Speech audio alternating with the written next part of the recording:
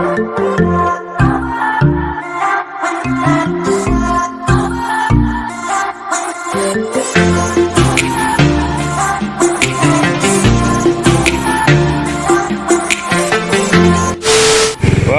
एकदम best comfortable है ना गाइस क्या बात है यार गाइस आं माने गाइस आरसी सलाय माने इदि निकेट बाइक सलायबा मार कंफर्टेबल मोनखांनाय ना आरो गाइस दे माने hello everyone welcome back to my another blog BS blog guys दिनै नोंथांमोननो माने आङो बाइकनि रिभिउ लाबोनो नागिरदों गाइस डोमिनार 400 BS6 2022 मडेलनि गाइस आं मानो होनब्ला गाइस आं लाबफेराखै दिनैलासे दिनै फार्स्ट टाइम लाबोनो नागिरदों गाइस नोंथांमोननि सिगाङाव इदिनो ब्लगिं खालामो आङो जागा बेराय जागा दिखाय खिन्थु दिनै नाथाय एसे आलादा जागोन आरोना गाइस माने बाइकनि रिभिउ माने लाबोनो आङो माने स्टार्ट खालामदों आरो दिनैनिफ्राय हानायमानि लाबोनो नाजागोन दिनै बोरै जायोथाय गाइस नायलांनो हागोन आंनि सिगाङाव दं गाइस डोमिनार 400 CC एकदम 2022 मॉडल BS6 गाइस नोंथाङा नायनो हागोन गासै एसे फोरमायगोन गाइस बे गारिनि बागै नोंथांमोना नायलांबाय थाबानो जाबाय भिडिअखौ गाइस तो गाइस जागायदिनि भिडिअखौ गाइस नायलांबाय थाबानो जाबाय guys so let's go guys नोंथांमोना गिबियावनो नायनो हागोन गारिनि लुक्स गाइस एकदम फिदा एकदम गाइस सेक्सी लुक्स गाइस एकदम कम्फर्टेबल गाइस ओमफ्राय गाइस नोंथांमोना नायनो हागोन फ्रंट ब्रेक लिभार माने गाइस माने हैंडल बार आरोना गाइस एकदम सेफ्टी गाइस टेंशन गैखायालै एकदम हेवी खा नै नायनो हागोन नोंथांमोना एकदम हेवी हैंडल बार गाइस बेखौनो नों गाइस एकदम दाना BS6 आव माने होनाय जादों आरोना grab handle guys grab handle इयाव एकदम माने दिरुं खानानै एकदम बेग लानो हागोन इयाव बेग खाना लांनो हागोन बिराद कम्फर्टेबल खादा आरोना गाइस ओमफ्राय गाइस नोंथांमोना नायनो हागोन माने बेक रेस्ट माने इयावहाय उननि खासेया जनो बिराद कम्फर्टेबल जागोन मानो होनबा इयाव एसे कम्फर्टेबल होदों आरोना गाइस रेस्ट एकदम बयासे आरामसे खोब जना थाखानो हागोन आरोना गाइस एकदम सीधा मार कम्फर्टेबल आरोना गाइस एकदम थांमोना वाव यार जितु BS6 2020 मडेल BS6 वाय नै बेखौ विन्डशील्डखौ नुनो मोनगोन आरोना बेखौ होनायनि माने रिजना जाहैबाय गाइस नै बेखि माने धुला नाङा आरोना मानसिनोबो नाङा एसे हालिनानै गंनानै सलायबा एसे प्रटेक्ट होगोन आरोना माने धुला नाङा ओमफ्राय गाइस नैफोर एसे प्रटेक्ट होयो आरोना नैफोराव जेनेबा गासैबो माने नै स्किनफोराव माने गारिनि इफोराव माने एसे धुला बाला नाङा बार नांनो हाया एसे प्रटेक्ट होदो आरोना एसे गोजौ होनाय जादों आरोना गाइस एसे गोजौ होनाय जादों बेनि थाखायनो आरोना गाइस एसे बार नाङा जाहाथे धुला बाला हाबनो हाया बेनि थाखाय होनाय जादों आरो हागोन प्राइमारि स्पीडोमीटर माने गाइस स्किन गारिनि जितु डिसप्ले नोंथांमोना नायनो हागोन गाइस इयाव माने फिउलनि आरोना बेयो बेनि नोंथांमोना नायनो हागोन गाइस बे फिउलनि ओमफ्राय बेयाव लिरनाय दङ इन्जिन किल'इन माने गियार उठिबाय थाखायो आरोना केटिएमनि बायदि बिदिनो 1 2 3 इदि दिखायबाय थागोन आरोना गियारानो इयाव उठिबाय थागोन ओमफ्राय गाइस नोंथांमोना मोनसे नायनो हागोन बे जोंनाय थानायखौ नुदों गाइस फिउला जुदि एसे ल' थायोना गाइस अब्ला बे जोंबाय थायो आरोना गाइस नै बियो माने इयो मोनसे सिगनेल मारियो आरोना गाइस फिउल ल'खौ नै जोंबाय थायो आरो ओमफ्राय गाइस नै बेयावबो मोनसे फिसा मिटार होनाय जादों आरोना सेकेन्डारि स्पीडोमीटर गाइस नै नोंथांमोना नायनो हागोन नै इयावबो माने गियारा उठिबाय थायो आरोना गाइस नै नायनो हागोन इयावबो उठियो नै बेयावबो उठियो आरो गियारा ओमफ्राय नै बेयावबो उठियो आरोना ओमफ्राय टाइमखौ नै नोंथांमोना माने टाइम माने टाइमखौ मिलायनो हागोन ओमफ्राय बेसे थांदों नै दा बिथांनि गारिया 532 किल'मिटार थांबाय आरोना गाइस सार्भिसिं होनो जासिगोन आरोना गाइस बिथांना ओमफ्राय गाइस जोङो साब्रै फैदों गाइस नै जोंहा फंबाय नोंनि नामा मा फंबाय भास्कर ज्योति दैमारि बबाव फरायो नोङो बरमा कलेजावनो फराय मा बेसेयाव फराय फार्स्ट इयार आदसा दे थेंक इउ फंबायनिसिम सुनिल फै जोंहा सुनिल दङ नै सुनिलखौबो लाना फैदों गाइस मा खबर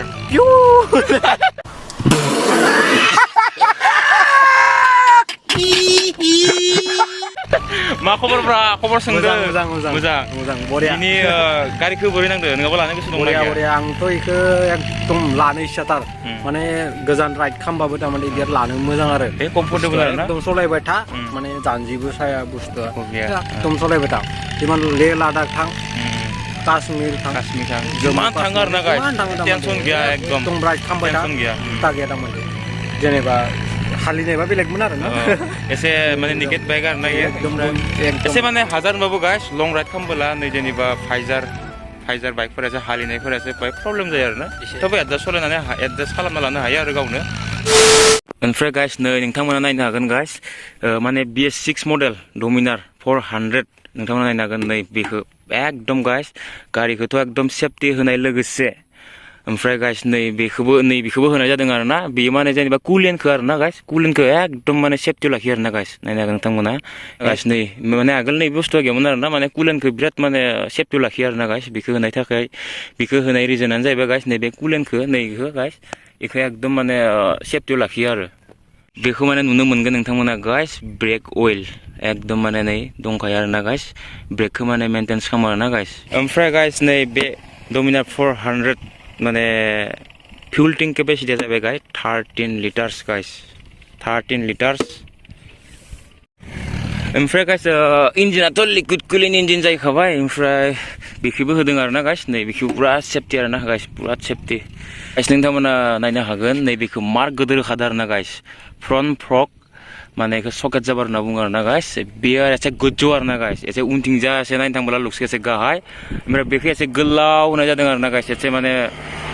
जाहाथे कम्फर्ट मोनो आरोना गाइस आगोलनि एसे गुसुमोन आरोना एसे दा गोलाव आरोना गाइस नै बियो एसे गोलाव एसे माने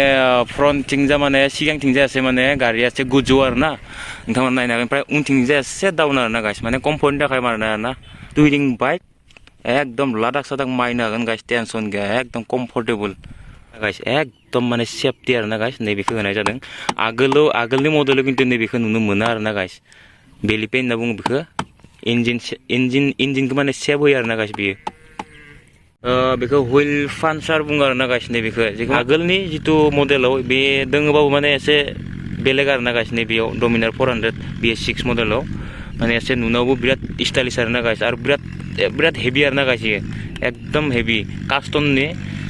एकदम स्ट्रं आरोना गाइस नोंथांमोना नायनो हागोन ओमफ्राय गाइस हराव लाइटआव नै जेनेबा लाइट जुदि माने पहर नाङोब्ला माने जोङो आरोना गाइस बे उनावहाय नोंथांमोना गाइस गोसोब्ला आरोना टप बक्स लागायनो हागोन बिराद माने ओरै दंखायो जायगा दंखायो नै कम्फर्टेबल जायगा टप बक्स लगायना लानानै इयाव नोंथांमोना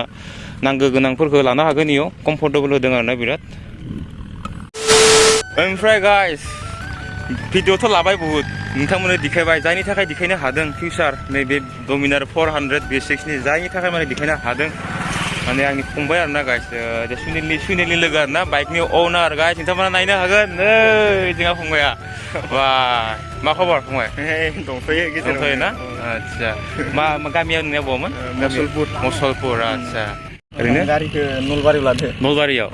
बाजाज डिलाराव ओमफ्राय माला लानाय ओरैनो दिनै माबा जाबाय सप्तासे जाबाय ओमफ्राय माने बेसेबां लादो अन रड प्राइस बेसेबां इयाव ओरैनो प्राइसआ माबामोन जेनेबा डाइरेक्ट लाबाथाय ओरैनो 257 होनदोंमोन 257 लाख ओमफ्राय इनस्टलमेन्टआव लाबोदों गासै टटेलि 350 गोलैदो 350 आरोना 3,50,000 आदसा नोंथांमोनाबो गाइस लानो हागोन बिराद धुनिया गारि गाइस जोबोर मोजां आरो गारिया सालायनो दा लानानै माबोरै फिल खालामदों नोंथाङा लानानै मोजाङानो मोनदो मोजाङानो ना प्रब्लेम मोनथ'वाखै गारियाव मोजाङानो मोनदो दे आंबो बेखौनो खावलायो इसोरनि उनाव जाहाथे मोजाङै गारिया थायो मोजाङै सालायो गाइस बेनो आरोना गाइस मानो होनबा गावनि गारिखौ मोजाङै लाखिनोखौ नाजानांगोन आरोना गाइस ना ओमफ्राय गाइस नायनो हागोन नोंथांमोना नै साइलेन्सारा माने नुनायाव बिराद माने हेभि आरो गोदोरखा मार स्ट्रंखा आरोना बिराद मजबुतखा ओमफ्राय डुवेल आरोना गाइस नै नायनो हागोन एकदम मोननै नोंथांमोना नुनो मोनगोन नै बेयावहाय खानो माने जेखि जाया दिरुंफोर खानो थाखाय आरोना नै गाइस बेखौ होना दोनदो बेयाव माने बे खानो हागोन नै बेखिबो दङ खानो थाखाय कम्फर्टेबल आरोना गाइस नोंथांमोना बेयाव आरामसे ओमफ्राय गाइस नोंथांमोना नायनो हागोन मबाइल हल्डार आरोना गाइस नै इयाव माने मबाइलखौ जेनेबा ग'प्र'आनो जा मबाइलखौ नै बरियासे लगायनो हागोन आरोना ओमफ्राय नै चार्जिं केपासिटि दं गाइस चार्जिं मेपफोर नायनो हागोन लकेसन नायनाय थांनो हागोन नोंथांमोना ओमफ्राय चार्जिं केपासिटि दं गाइस बिउटिफुल यार पारफेक्ट बरिया ओमफ्राय ब्र माइलेज बेसेबांसो होबाय दङ दा फार्स्ट एकदम बिगिनिंआव माइलेज आं दा 25 मोनबाय दं आं 25 आदसा उनावहालागै होलांगोन आरोना उनावहालागै आरामसे होलांगोन आरो ओमफ्राय ब्र बेखौ बेसेबांलासे उथायखो ओरैनो दा उथायनाया 150 उथायबाय 150 वाव यार 150 इनिथ' सायाव उथायाखैना आरो इनि सायाव उथायथ'वाखै दा नाङाबो दा उथायनो गोदान गारि नालाय एसे अननोबो नांगोन एसे लाखै उनाव जि जालांनो गोनां जालांगोन एसे माने एडजास्ट जानोबो नांगोन न गारिखौ गोदान लादोल'सो इदि डाइरेक्टलि गासैखौबो माने उथायनो नाङा आरो ना गाइस गोदान गोदान लाबोदों होनना बेसे उथायखौ नायथ'नो नाङा एसे लासै लासै उथायनांगौ आरो ना एक्सपिरियेन्स लानानै दा 150 नै ब्र'आ उथायबाय आरो थांगोन इयो 170 60 आरामसे थांगोन इयो थांखागोन ओमफ्राय गाइस लास्टआव जोंनिया गारिनि गासैखौबो होनबाय एसे जुदि होनो थालांदोंबाबो एसे निमाहा होबानो जाबाय गाइस मानो होनबा आं फार्स्ट टाइम नै इदि गारिनि रिभिउ लाबायदों गाइस फार्स्ट टाइम जुदि माबाफोर गोरोन्थि जायोबा माबाफोर होननो थालांदोंब्ला गाइस नोंथांमोना निमाहा होबानो जाबाय आरो जुदि बिदि भिडिअ माने लाबोनानै मोजां मोनदोंब्ला माने कमेन्ट खालामबानो जाबाय जुदि नांगौब्ला आं हानाय माने गोदान गोदान गारिनि आपडेट्स माने जेनेबा गोदान गोदान गारिनि माने इदिनो रिभिउ लाबोनो नाजागोन नोंथांमोननि अननायाव ओमफ्राय गाइस लास्टआवहाय एसे सिनेमेटिक शट लागोन ओमफ्राय एसे आरपिएमखौ नायगोन गाइस आरपिएम बेनि साउन्डखौ नायगोन गाइस नोंथांमोना नायनो हागोन दा लासैनो होनानैसै जोंना बाइक ओमफ्राय गाइस नोंथांमोना खोनानो मोनगोन डमिनार 400 BS6 2020 मडेलनि साउन्ड नोंथांमोना साउन्डखौ खोनानो हागोन जोंना फंबाया बाइक माने अनार बिथाङा माने होना होनांगौ दानिया ना खोनानो हागोन नोंथांमोना होदो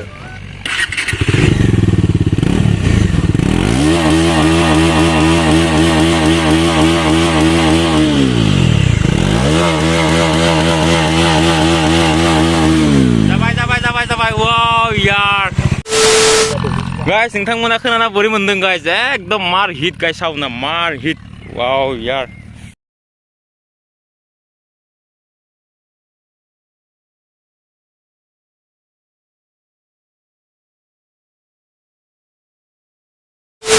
गारिया कम्फर्टेबल आरो ना गाइस लानानै थांगोनाबो गोदान गोदान जायगा बेरायनो थांनांगोन लादाख एकदम थांबाय था टेनसन गैया एकदम कम्फर्टेबल गाइस एकदम पारफेक्ट गाइस वाव गाइस एकदम बेस्ट कम्फर्टेबल आरो ना गाइस क्या बात है यार गाइस आं माने गाइस आरसी सलाय माने बिदि निकेट बाइक सलायबा मार कम्फर्टेबल मोनखांनाय ना आरो गाइस दे गाइस नोंथांमोना लानो हागोन गाइस माने बेस्ट कम्फर्टेबल आरो ना गाइस एकदम कम्फर्टेबल नोंथांमोना गोजान गोजान जायगा बेरायनो थांनो हागोन टेनसन गैखाया आरो ना गाइस बरिया एकदम पारफेक्ट बिराद कम्फर्टेबल मोनदों आरो ना गाइस जे माने BS6 2022 मडेल डमिनार 400 गाइस मानो होनबा गाइस बारा गोसा सलाया दे लामायाबो फिसा नालाय माने गोसा सलायथावनाय जायगा नङा आरो ना गाइस मालाबा नोंथांमोननो उथायनानै देखायगोन आरो ना बेसे थाङो नैबे डमिनार 400 दिनै माने लामाया फिसा ना आरो हाया जिखिजाया एसे मिडियामाव सलायनाय आरो ना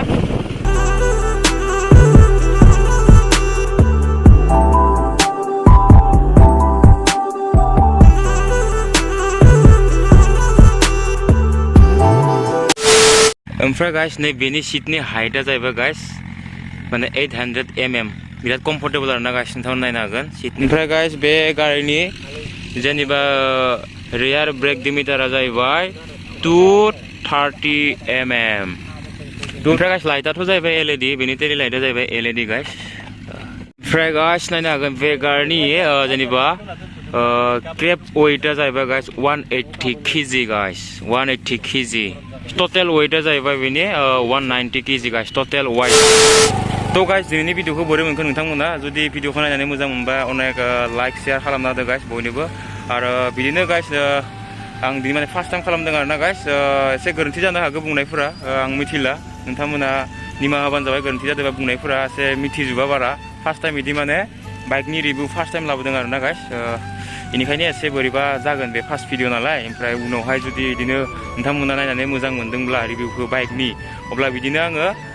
गोदान गोदान गारिनि गाइस लाबोनो नाजागोन आरो ना गाइस गोदान गोदान गारिनि रिभिउ लाबोनो नाजागोन हानाय मानि ओमफ्राय गाइस आंनि चेनेलाव जुदि गोदानब्ला नोंथांमोना साबस्क्राइब खालामना लाबानो जाबाय गाइस साबस्क्राइब खालामाखैब्ला दिनैनि भिडिअखौ गाइस बेयावनो फोजोबबाय बाय बाय गाइस लाभ इउ अल